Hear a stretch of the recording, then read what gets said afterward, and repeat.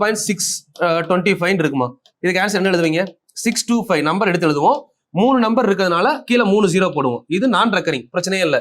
0 கீழே போட்டா முடிஞ்சது. ஆனா இங்க 0.625 3 மேலையும் பார். அப்ப என்ன எழுதலாம்? 625 டிவைடட் பை 999. ஏன் 999 போடுறோம்னா 3 நம்பர் மேல பார் இருக்கிறதுனால 3 9 கீழே போடுறோம். ஓகே, பேசிக் புரிஞ்சதா? சோ இதுதான் ஃபர்ஸ்ட் கம்பேரிசன். இப்போ இந்த லெவல் கொஸ்டின் நமக்கு லாஸ்டா டிஎன்பிஎஸ்சி 2019ல குரூப் 4ல கேட்டாங்க. குரூப் 2 கூட இல்ல, குரூப் 4 வெறும் 10th குவாலிஃபிகேஷன். அப்ப எங்க வேணா கேட்கலாம், எஸ்எஸ்சில கேட்கலாம், ரயில்வேல கேட்கலாம். 10th குவாலிஃபிகேஷன் ஒரு எக்ஸாம்ல கேட்டாங்க, குரூப் 1ல கூட கேட்கலாம். சோ அப்ப ஃபர்ஸ்ட் லெவல் நமக்கு நல்லா தெரிஞ்சிருக்கணும்.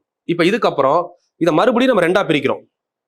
இதுவரை உங்களுக்கு புரியுதா? ஃபர்ஸ்ட் ரெண்டா பிரிச்சோம், ரெக்கரிங் நான் ரெக்கரிங். இப்போ ரெக்கரிங்க மறுபடியும் ரெண்டா பிரிக்கிறோம். சரிங்களா? ரெக்கரிங்க மறுபடியும் ரெண்டா பிரிச்சீங்கன்னா பாருங்க, ரெக்கரிங்க மறுபடியும் ரெண்டா பிரிச்சோம்னா ஒன்னு வந்து பாத்தீங்க அப்படின்னா ஃபுல்லி ரெக்கரிங், இன்னும் ஒன்னு பார்ஷியலி ரெக்கரிங். பகுதி அளவு சுழல்தன்மை உடையது. பகுதி அளவு அப்படின்னா மீனிங் பார்ஷியலி.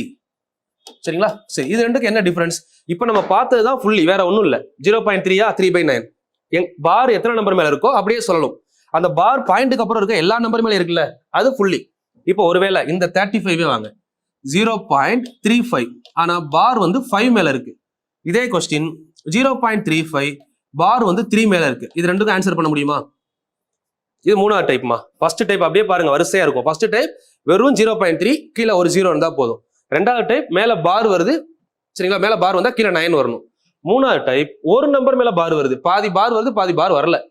அப்ப இங்க என்ன பண்ணலாம் அப்படின்னா ஃபர்ஸ்ட் நம்பரை எடுத்து எழுதணும். 35 மைனஸ் எது மேல பார் வரல அதை கழிக்கணும், டிவைடட் பை. சரிங்களா? கழிச்சிட்டோம். இப்போ ஒரு நம்பர் மேல பார் இருக்கு, இன்னொரு நம்பர் மேல பார் இல்ல. பார் இருந்தா 9, பார் இல்லைன்னா 0. ஆன்சர் 32/90. அவ்வளவுதான். இதுக்கு மேல கேன்சல் பண்ண முடிஞ்சா கேன்சல் பண்ணி 16/45 எது ஆப்ஷன்ல இருக்கோ அதை எடுத்துக்கலாம் நம்ம. ஓகேங்களா?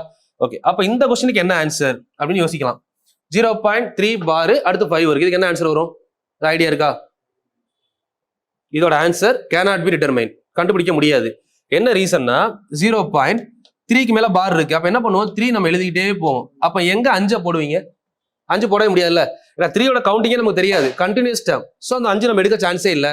இந்த மாதிரி ஒரு வேளை கொஸ்டின் கேட்டு இதுக்கு நீங்க டைம் வேஸ்ட் பண்ணீங்கன்னா அது தப்பு. இந்த கொஸ்டின் கேட்டாங்கன்னா cannot be determined, கண்டுபிடிக்க முடியாது. சிம்பிள், அவ்வளவுதான். சரிங்களா?